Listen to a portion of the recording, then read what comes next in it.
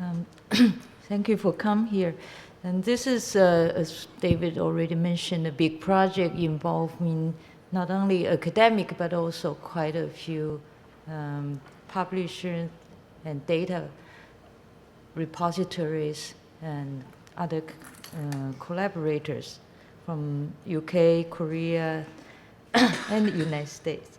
And what I'm going to focus on a little bit is about introducing this competency index, because everyone was saying, yeah, we heard about linked data, we're forced to do that, but where I should start, how I have my staff member to learn, who should learn what part. So first, to get the ideas of what we really mean, what we really need to know about linked data, and that is the core part of the competency index. So about this competency index, David mentioned that the first product in this whole project is this competency index. This will be explained in a few seconds. The second product is all these toolkits that David mentioned. Once you really start to teach or train other people, you will need to use them. And third is this big website, and very easy to use and navigate. And also, we described hundreds of the open source podcast lessons or open courses in terms of the linked data. And also share the best practice. So the idea is to use the competency-based education and training, and the linked data competency index first, where we can make that available. We use the ASN, the Achievement Standards Network, using their descriptive language and the tool to list each of them. So let me show you just the website of ASN. If you go there, you can start from browse the standard. And so we can start to browse the standard. And then once you get into this, it's alphabetically, for example, by states. So if I go to Massachusetts, all the competency standards are listed. You have different kind of curriculum and educational standards. If I look at a particular one, for example, the Massachusetts Foreign Language Curriculum Framework, I can go to the detail.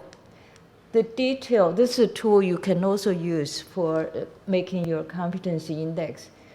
For example, in terms of communication and interpersonal communication, we have different stages. And in each stage, there are competencies. And then there are landmarks to prove what you learn. But the important thing is how it is coded. For example, this is coded for this ask and answer questions.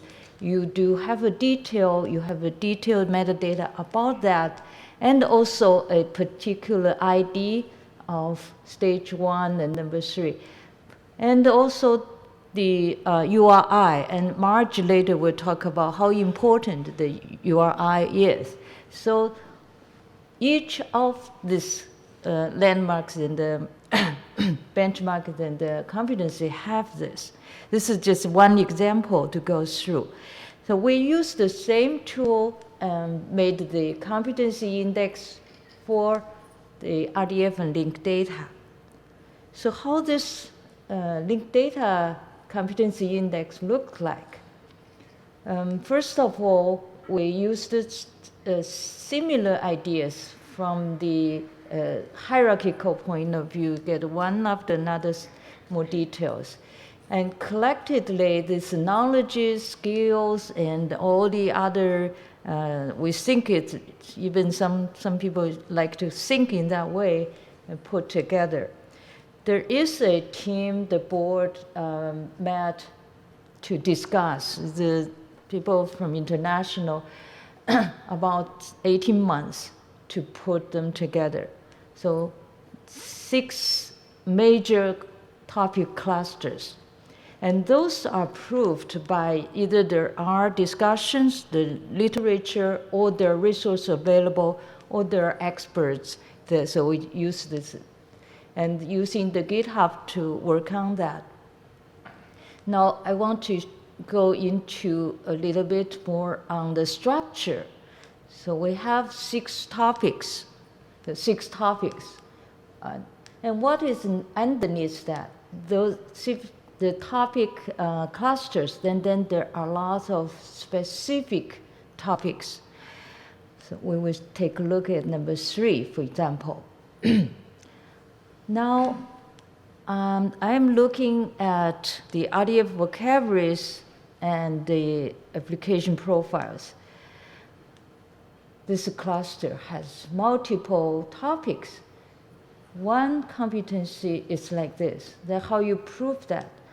So that's another competency. The structure is topics, clusters, topic individually, and the competency is only allowed the tweet length, and then the benchmark. Now, we can repeat that again. So we have 6 clusters, 30 topics, 95 competencies. The numbers you see on the back is the resources we found that tie with this. You can learn, you can click, and you learn that immediately. And then you can check your, so those are the topics.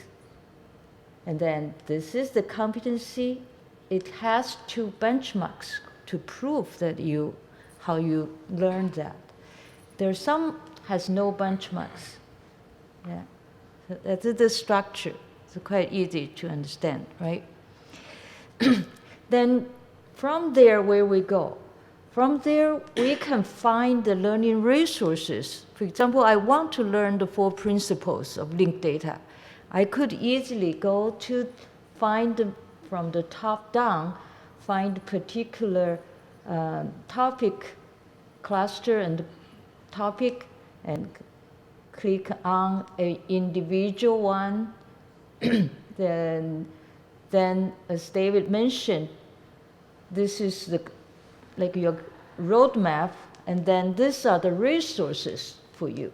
So I want to understand the linked data, So this is a competency. This is someone marked as the best resource I can use directly. Or these are more, I want to explore more. So I click on this, I get the description. But it's not enough, right? You want to go to the original sources, original course, original podcast, original web page. You can go from here. Very easy. Then also, this is the detail of that page. There is an editor. Editor allow you to add as well. If you register, you can accumulate your own sources. You can reuse others. You can pull together. And then the competencies are linked with that. This will teach you what? So they will tell you.